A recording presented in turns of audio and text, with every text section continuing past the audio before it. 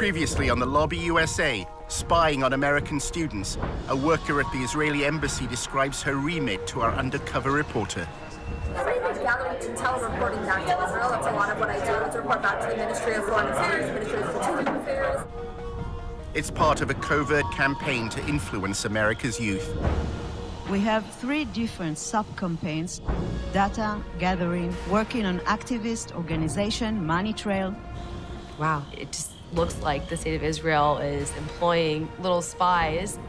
In the second of a 4-part series, how the pro-Israel lobby influences Congress. And as our undercover reporter gains greater trust, he is offered an extraordinary assignment.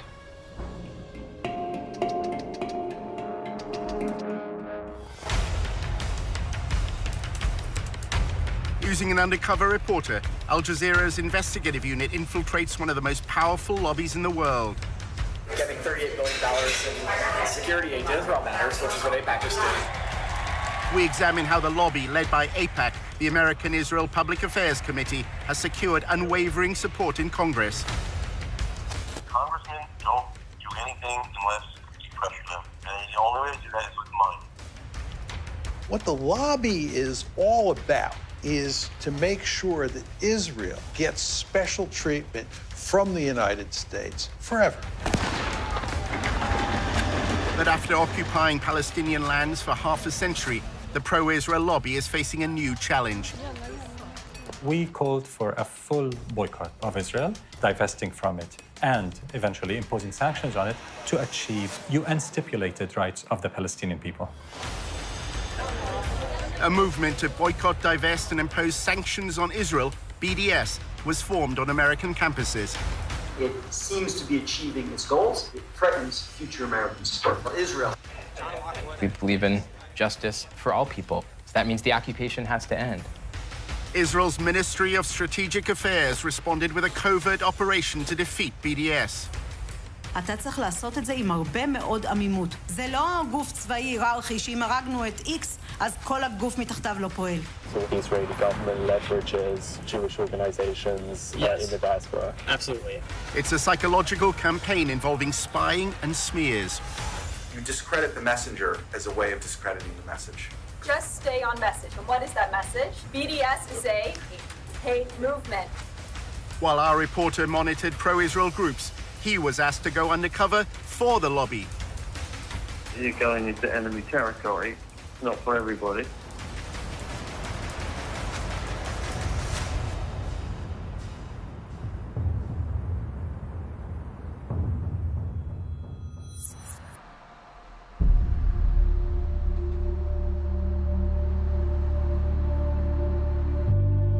In Washington, Tony often socialized with younger members of the pro-Israel lobby.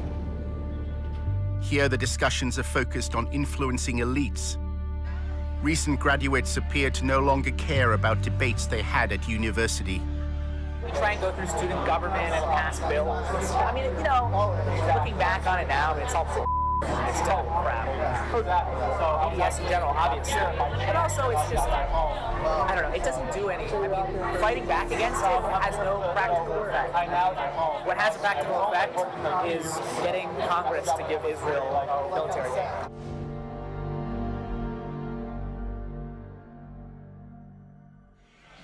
At the end of the day, it doesn't matter what happens at the University of X. What matters is what happens here. What matters is what happens in the capitals of the state, the capitals of other countries. The pro-Israel lobby is keen to co-opt elites beyond America. At a party organized by AIPAC, Tony met an intern at a public relations firm whose clients include the United Arab Emirates. The lobby apparently has allies in the Arab world. The American Jewish Committee is running a study tour to, it's either Dubai or Abu Dhabi, and they're talking about mutual cooperation.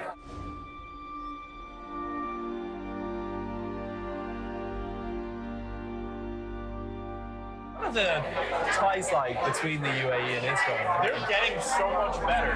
Nobody knows it.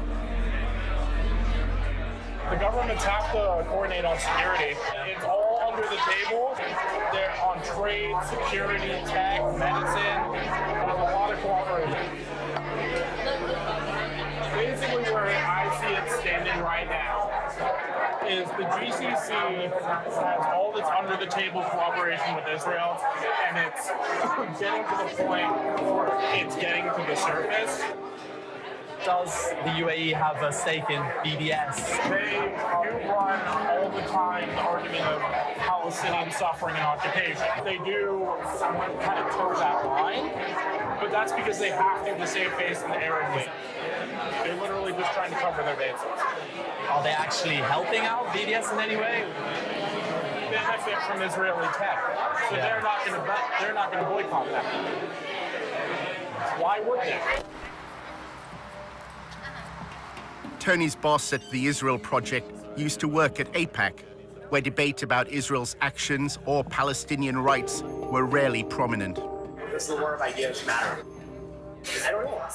I know that getting $38 billion in security aid to Israel matters, which is what AIPAC just did. That's what I'm proud to have been a part of for so long.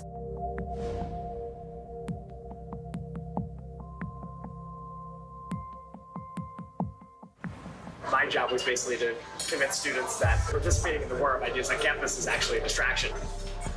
You can hold up signs and have rallies on campus, but the Congress gets $3.1 billion a year for Israel. Everything AIPAC does is focused on influencing Congress.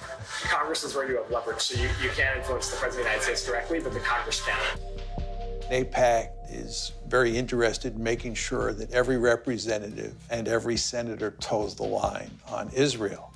And it is highly effective in that regard. That's why it's considered to be synonymous in many people's heads with the lobby. AIPAC's website shows members of Congress attending its conferences and declaring their support for Israel.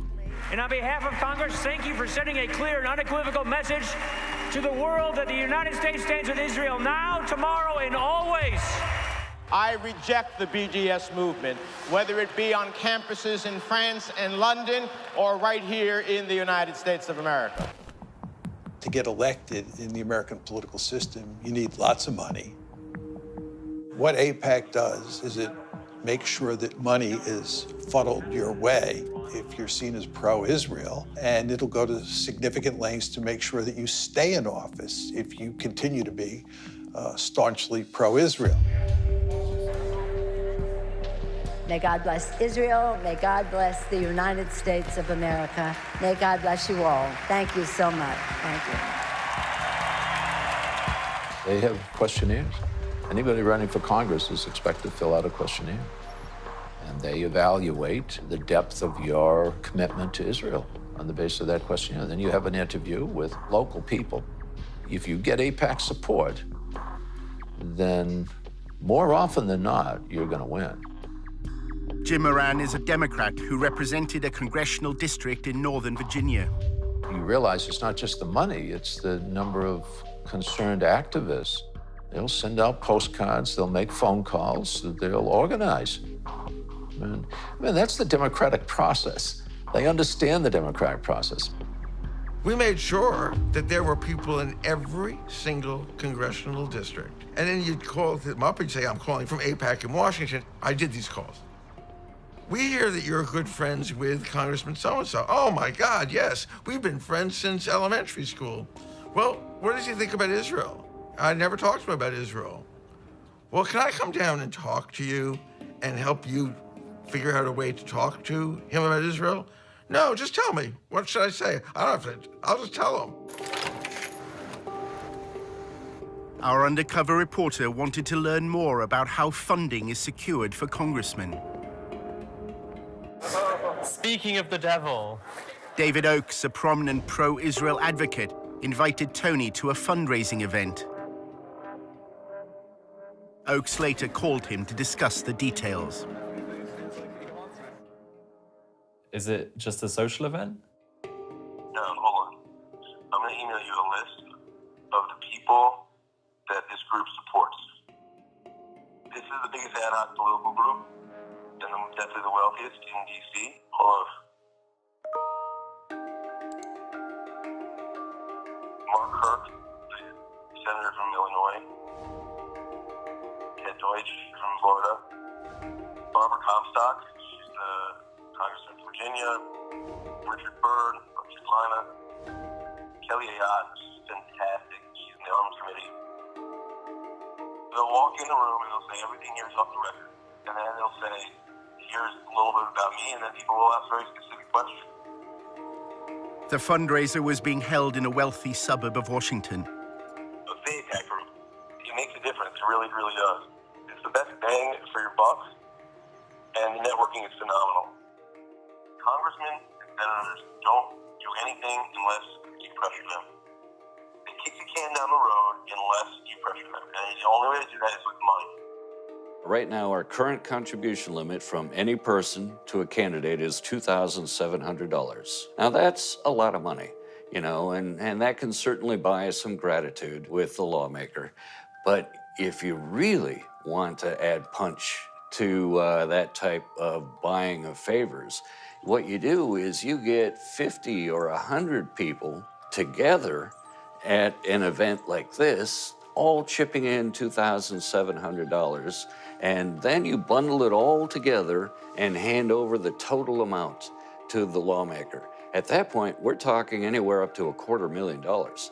So suddenly you've got a group of people with the same demand they want from the lawmaker handing over $250,000. That buys a lawmaker. The fundraiser was for Anthony Brown, who ran for Congress in November 2016. This is direct spending. Brown's going to use that 30 grand to do ad campaigns. So they strategically pick the ones who are in the close reaches that they want to build relationships with. So we want the Jewish community to go face to face in a small environment, 50, 30, 40 people, and say, this is what's important to us. We wanted to make sure if we give you money that you're going to enforce the Iran deal. That way, when they need something from him or her, like the Iran deal, they can quickly mobilize and say, look, we'll give you 30 grand. They actually impact it. He's actually saying we're buying these office holders. And that's the point. We're chipping in all this money so we can hand over $100,000 or $200,000 to the office holders so we can buy them. You're not supposed to advertise. There's all these advertising laws. I was surprised they had an invite. I've never seen an actual invite before. Oakes described a similar event he attended in New York, which included donors from Wall Street.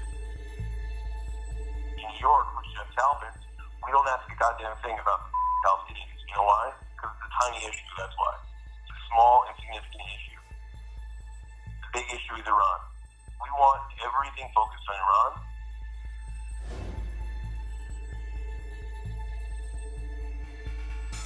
What happens is Jeff meets with the congressman in the back room, tells them exactly what his goals are. And by the way, Jeff Talpin is worth $250 million. Basically, they hand him an envelope with 20 credit cards and say, you can swipe each of these credit cards for $1,000 each. There is a disclosure law that is designed to highlight whether there may be potential money laundering going on in events like this. And that is if the funds are earmarked. And that means the organization has to disclose who showed up at that event and how much each individual chipped in and what they handed over to the lawmaker. What's the name of the group that puts this on? It doesn't have a name. There's no name. It's an ad hoc political group. For all the legal reasons, people pool their money. What this specific group is doing to try to avoid that disclosure requirement, it isn't taking money and then putting it in its own account and then handing it over to the office holder. It's just collecting credit card information and then turning that over directly to the candidate. Therefore, it's not violating the earmarking law, and they're not reporting this. All we would see on the campaign finance reports are the individuals who contributed, but there'd be no record on those campaign finance reports that they worked together as a bundling group, that they were all at this event. All we'd know is person A gave $2,700, person B gave $2,700, and we'd have no idea they're working in tandem with each other. The one in New York is 10 grand over 2 cycles. It's a minimum commitment. Some people give a lot more than that. Whatever your commitment is. So like if you give 5,000, Jeff will ensure that I don't go over the 2,600. You know what I'm saying? If one is at a meeting where person A wants to give $5,000, another person has only $100 to give, and that person gave $2,500 to the other person at that meeting as a gift, and they both therefore gave a total of $5,000, $5,100, would that be illegal? That would be illegal. That would be laundering of campaign contributions. The limit applies to the individual. And so each individual is subject to that $2,700 limit. And if any individual goes over that limit, they are violating the contribution limit. They cannot legally do that by laundering money through other individuals. If you give $5,000, you definitely ensure that I don't go over the $2,600. You know what I'm saying?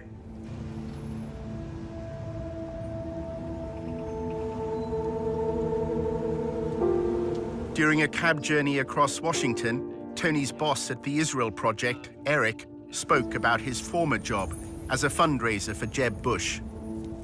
I was one of the first employees of the Bush campaign. The first time Trump came up in a conversation was we were going to solicit him for Jeb. And we're like, why isn't he writing a check? We would joke, like, this is the donor who went nuts. Eric shares his concerns about Jeb Bush's campaign.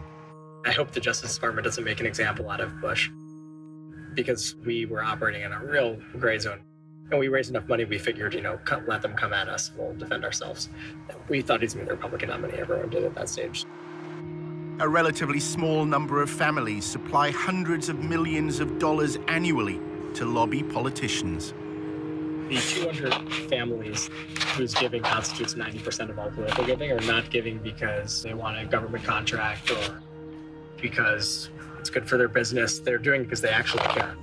In my view, it's obscene how much money there is. One of the most effective uses of the lobby's funds occurs when Congress is on its break. Every year, they fly hundreds of members of Congress to Israel for these extended travel junkets that are really lavish. They're first-rate vacations. They'll rack up $20,000 or more for a vacation for a member of Congress. The member can bring along their spouse, and they have a great time. You are told that Israel continues to be under siege from hundreds of millions of its neighbors who are Muslim and who hate Israel, who hate Jewish people. You're told that Israel survives because of the United States and because of American politicians like you who support us. An attempt was made to change the law so that all expenses-paid trips would be considered a bribe. I drafted legislation to try to reform the whole profession of lobbying to get rid of free travel and gifts from lobbyists. The Honest Leadership and Open Government Act of 2007 significantly enhanced the travel restrictions that if you're an organization that employs a lobbyist, you can only provide a one-day trip for a member of Congress. Then AIPAC exerted its influence. There was a major loophole written into the travel restriction that was essentially engineered by AIPAC, and this loophole is widely known as the AIPAC loophole. The clause excluded educational trips organized by a charity that didn't hire lobbyists. AIPAC happened to be affiliated to such a charity. It doesn't have an office, it doesn't have any employees, it's just a tax form that they filed. Gifts of dinner, gifts of wonderful resorts to stay at, gifts of entertainment, all of which is packed up into one of these trips, is a very, very effective tool at influence peddling. Most of our donors were like nudniks, like schleppers. The quality is starting to improve. We're attracting more impressive people. Until recently, the people we're attracting, is the guy who's wealthy, gives away $25,000 a year, $10,000 is to us, and this is his hobby and full-time job, and he won't shut the up or stop calling. We're finally starting to expand into the class of donors that AIPAC has, which is like the more elite, easier to work with, smart, strategic, writing big checks kind of money. It takes just as much time to get a $10,000 check from someone as it does getting $500,000. The money raised by AIPAC doesn't just fund congressmen who support their goals. If you wander off the reservation and you become critical of Israel, you not only will not get money, AIPAC will go to great lengths to find somebody to run against you and support that person very generously. And the end result is you're likely to lose your seat in Congress. They threaten. They immediately threaten. Even if they know that AIPAC can't defeat them, AIPAC can make their lives more difficult. They can make sure that their next town meeting or something, some members of the Jewish congregation jump up and say, but you're anti-Israel. In 2002, AIPAC was lobbying Moran to vote for the invasion of Iraq. The executive director of AIPAC said that his most important accomplishment was securing the authorization for the use of U.S. military force in Iraq. AIPAC was pushing it very hard. Why does AIPAC benefit from the United States going to war? The United States getting involved in wars in the Middle East is ultimately in Israel's interests, because we have a stake in the region.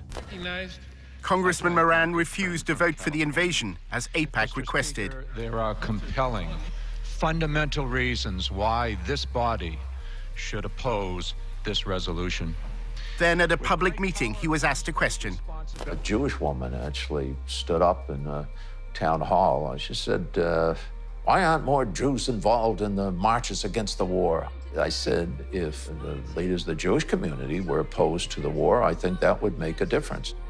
The lobby reacted, claiming this was evidence of Moran's belief in a Jewish conspiracy that was leading America to war. There was a conservative rabbi in my district who was assigned to me, I assume, by AIPAC.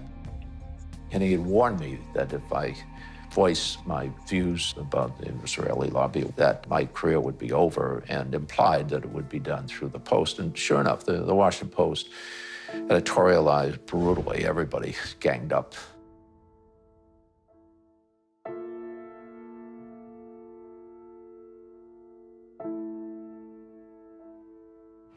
So what are the main outlets that TIP work with? Washington Post is the biggest one. Okay. Isn't that like just down there or something? Yeah, it's actually that building. Moran claims the Washington Post's editorial board has a close relationship with AIPAC. The principal editorial board of the Post itself has been a very effective instrument because they've been able to maintain their credibility. And it's a great paper in every other way, but because they have such credibility, they're extremely effective. Everyone knew he wasn't anti-Semitic. Anti-Semitism has come to mean anti-Israel. The AIPAC crowd doesn't really care very much about whether or not a person likes Jews or wants one to move next door. All they care about is what their position is on Israel. Both of my daughters married Jewish men. My grandchildren are Jewish. Anybody that considers me anti-Semite is ignorant.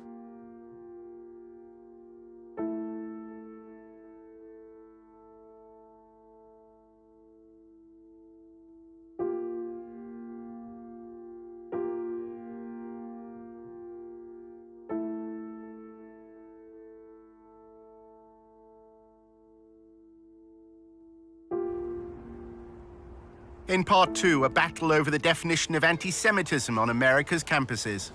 There are those who claim, oh yeah, we're trying to stop anti-Semitism, but what they're actually trying to do is stop advocacy for Palestinian human rights.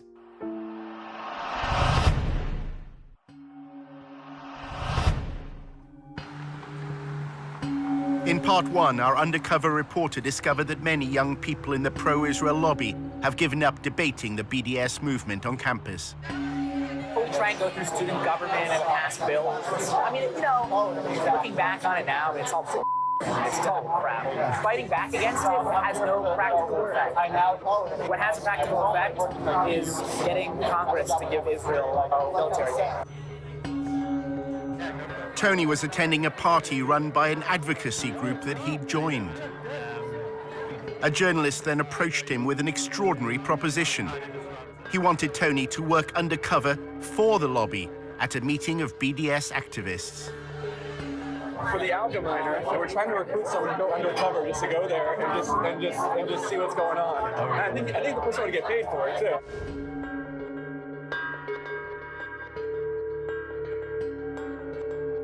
Someone's gonna sign up, do that profile, just kind of like see what's going on. Higher up, they sent an email today that like, you know anyone who could do this. For some reason, you popped into my head.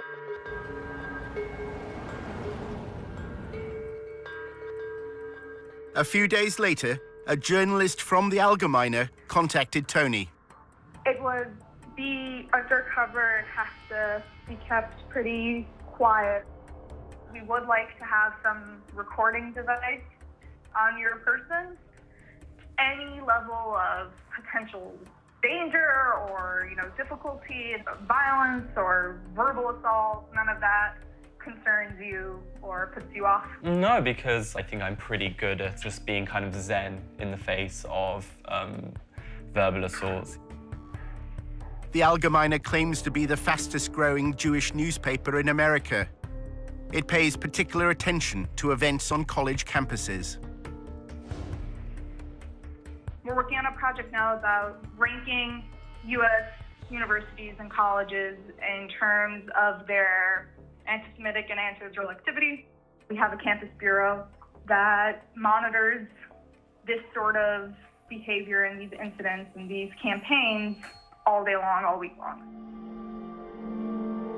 The Allgemeiner often reports that anti-Semitism exists amongst pro-Palestinian student groups.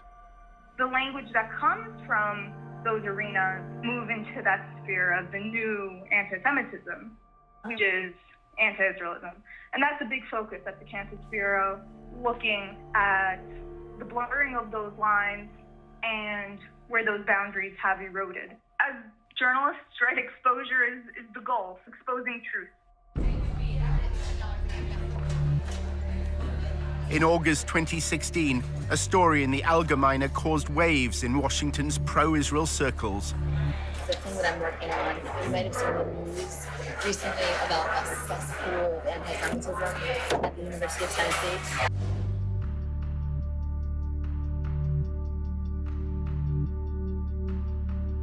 So the expose was on these anti-Semitic tweets. They uncovered 14 current students, 5 recent graduates at the University of Tennessee that had tweeted all of these horribly anti-Semitic things. The evidence was released by an anonymous group within the pro-Israel lobby. They're called Canary Mission. Nobody really knows who they are. Yeah. They expose anti-Semitism, anti-Israelism, and anti-Americanism in the U.S., like on college campuses. They study it and then release these expose reports, but they're secretive. They don't reveal who they are. The University of Tennessee is based in Knoxville, a quiet city in the east of the state. Tennessee is conservative and religious. The Christian church has political influence here. 6 out of 10 voters opted for Donald Trump. At the university, students and professors, including opponents of BDS, were taken aback by the headlines. It said that there was rampant anti-Semitism at the University of Tennessee. This was quite a shock. It was very surreal and strange. I didn't see anything happening on the ground. It all seemed to be internet-based. There's this international headline with our names and this defamation of our characters. It was the last thing that we were expecting to happen. I was surprised that they were targeting the University of Tennessee. I mean, there's just not a whole lot going on in Knoxville. It just seems such a benign target. Several tweets were clear-cut examples of anti-Semitism.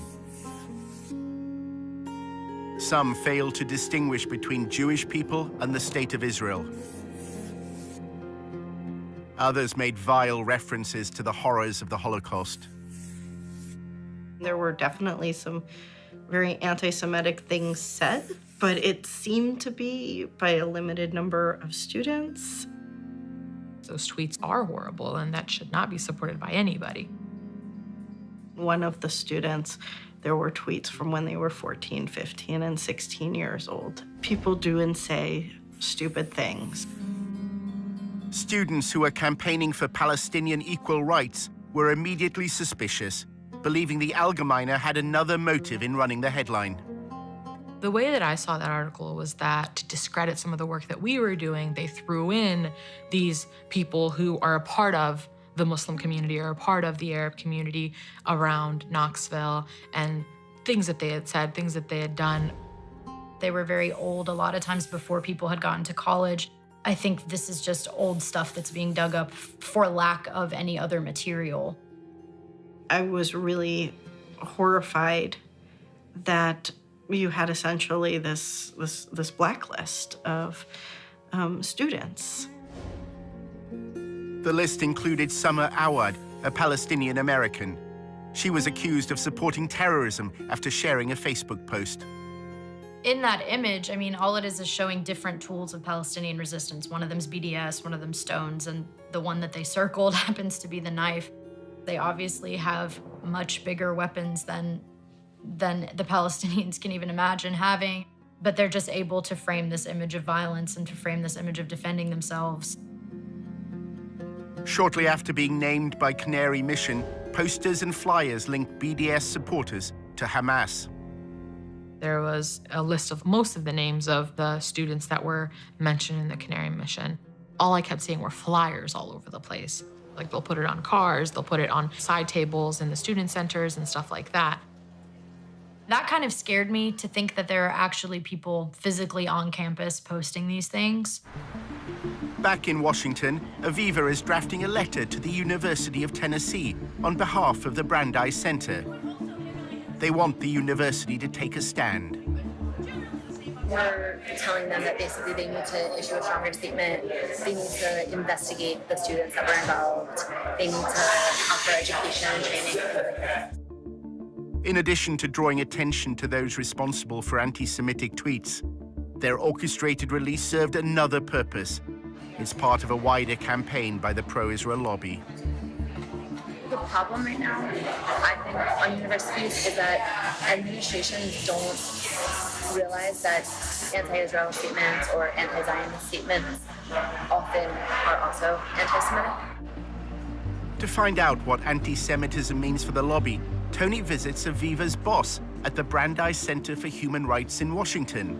Despite its name, it's a pro-Israel lobby group. Hi. It's great to finally meet you. Really good to meet you. Kenneth Marcus is involved in the lobby's attempt to redefine anti-Semitism in a way that could include criticism of the state of Israel. Right now, the challenge is that there are people who say, you know what, anti-Israel politics have nothing to do with anti-Semitism. Well, you've got to show that they're not the same, but they're not entirely different either.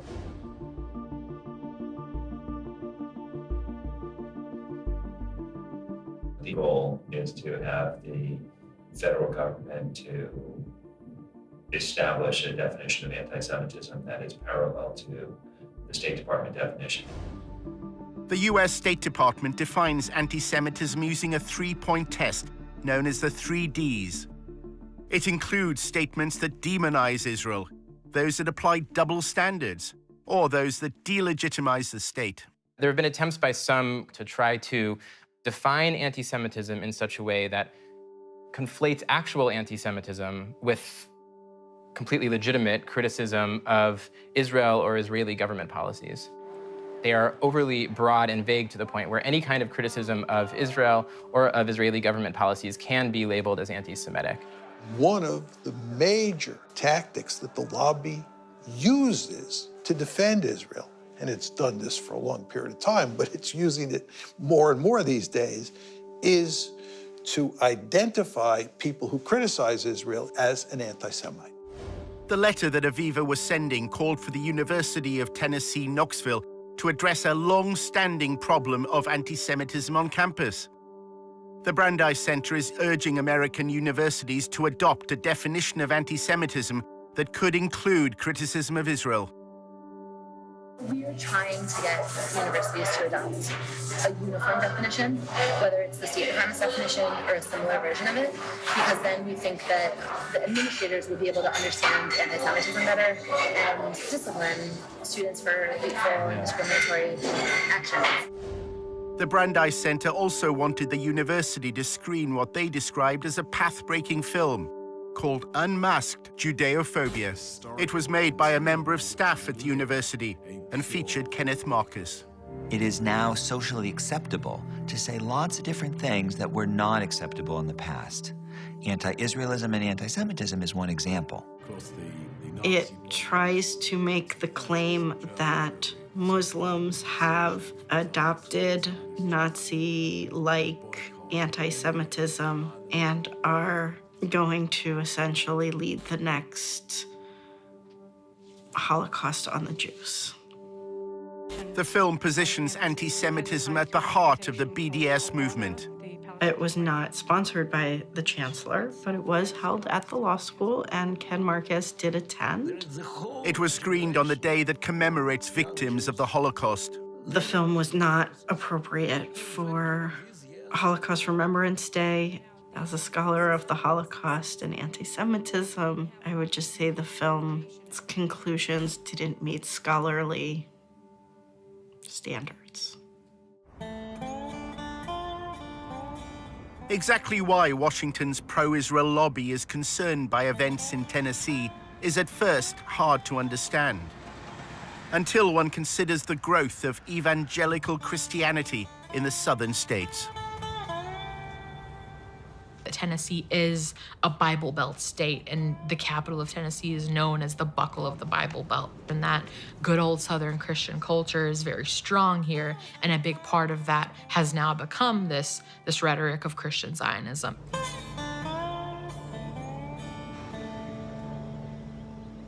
Satan hates Israel and the Jews because Israel's restoration initiated the last days of Bible prophecy.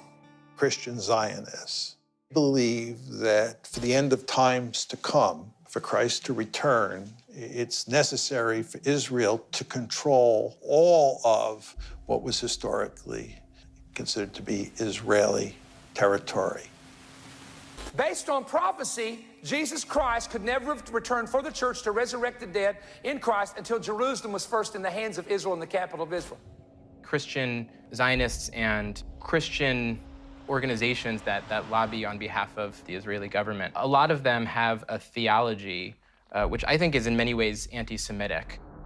The Jews have to leave the West. It says in your Bible, God will bring them back to Israel from the West. It instrumentalizes Jews in such a way that their goal is that all Jews around the world will leave where they live and move to Israel, because in their theology, that is what will lead to the coming of the Messiah again, and then all of the Jews will convert or will all be killed. Leaders of the Christian Zionist lobby threw their weight behind the Trump election campaign. I have been asked 101 times plus, why do you think Donald Trump won? And I have an immediate answer. Because he was the only one that was blessing Israel. The evangelicals flooded the voting booths this time like at no time in our history. And a lot of the laws that are being enacted in those states that are pro-Israel, anti-BDS, are coming about in part because there is so much sympathy for Israel in that community, which has a lot of political power. Senate Joint Resolution 170, by a resolution to condemn boycott, disinvestment, sanctions movement, and increasing incidence of anti-Semitism. In 2015, Tennessee became the first state legislature to condemn BDS. It's the result of the lobby's attempt to use legal means to quell BDS on campus. In recent light of anti-Semitic things that have happened here in Tennessee on our college campuses, we are just expressing our support as an ally for the state of Israel. And with that, I renew my motion. It made it seem as though there's this huge Palestinian liberation movement happening in this state. That's the way that it was presented at the legislature, was that we need to stop this before it takes over our state. There's an intensive effort by Israel and pro-Israel groups to get governments, universities, legislative bodies to adopt a definition of anti-Semitism that includes criticism of Israel and its state ideology, Zionism. We're the space where a lot of these things are initially brought and tested. The rough drafts, the beta version, comes here, and then you'll see that same bill go into another legislator the following year. According to their definition, if I say to you that I believe that instead of separate Israeli and Palestinian states, there should be a single state where Jews, Christians, Muslims, atheists, everyone has full equal rights, the way they do under the Constitution of the United States, that would make me an anti-Semite because I'm denying Israel's right to be a Jewish state. How to define anti-Semitism? I would say hatred, discrimination, violence, animus towards Jews for being Jewish, I would say, is the broadest definition of anti-Semitism.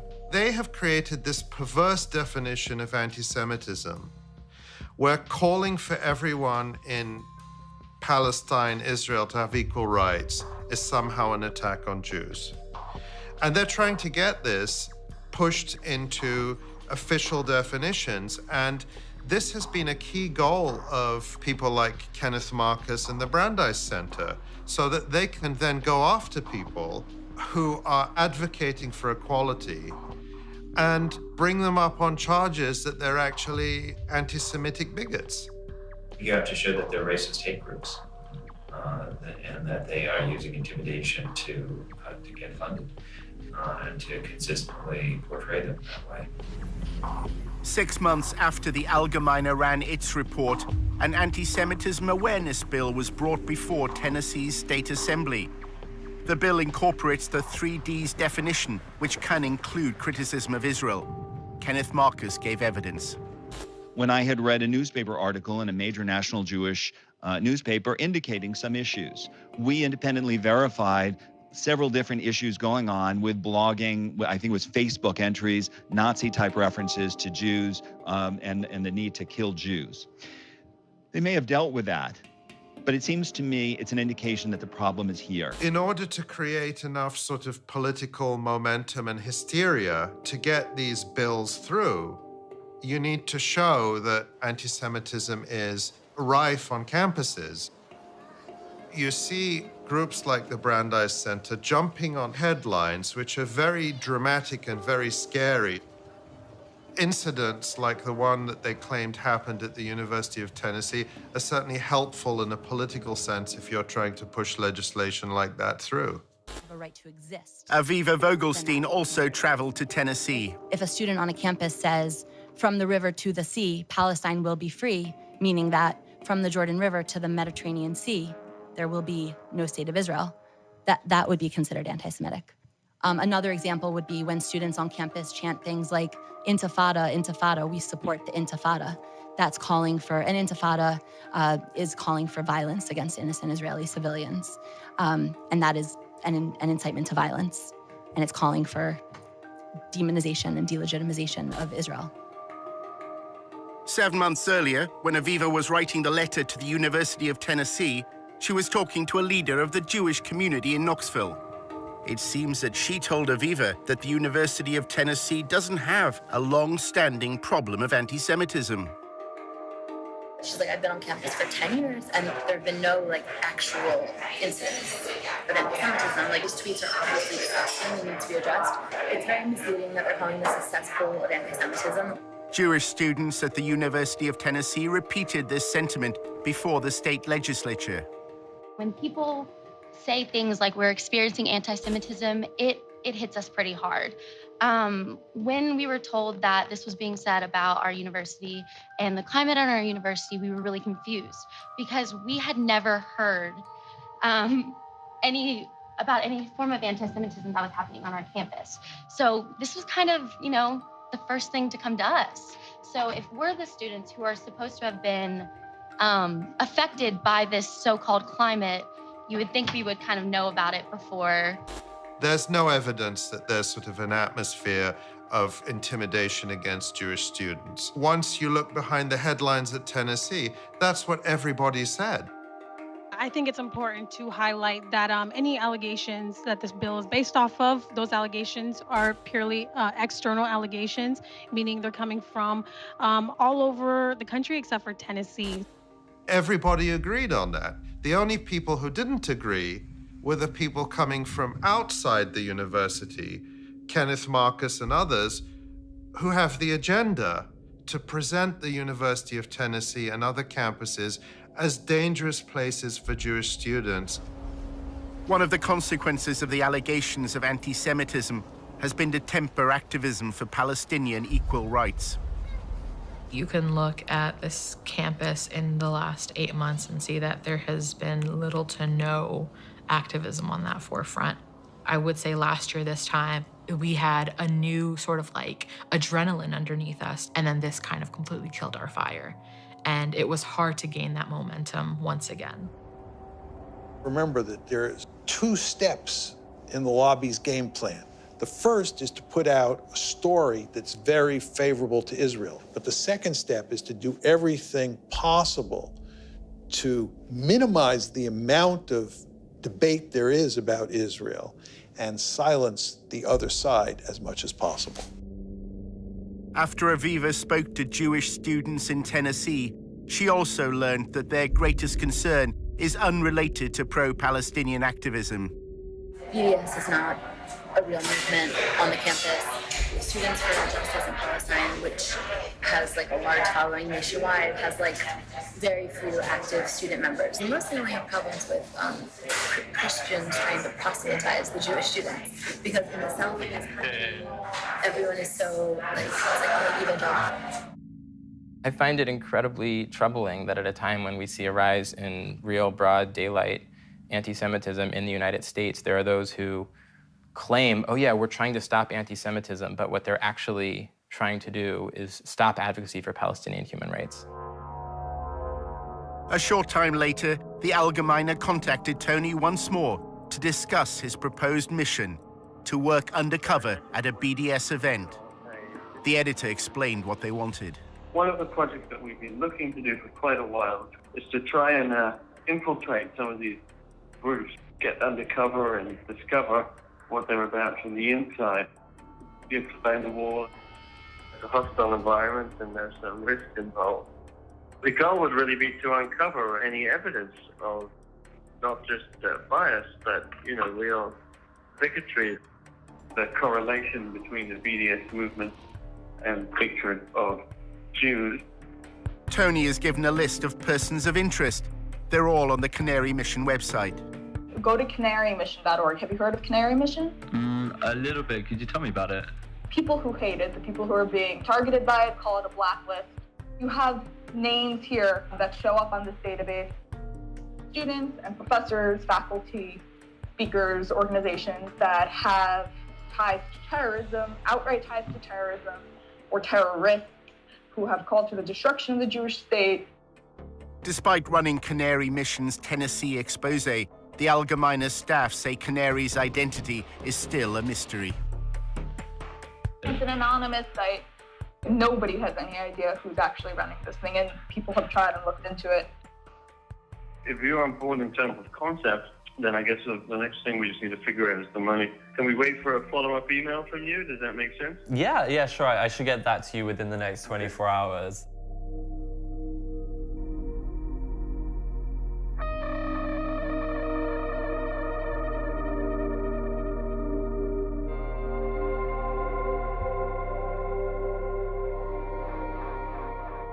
Coming up in episode 3 of The Lobby, how anonymous websites smear pro-Palestinian activists on campus. It was really an attempt by people who didn't know us to think, maybe I can destroy this marriage at the very least. It's psychological warfare. Drives them crazy.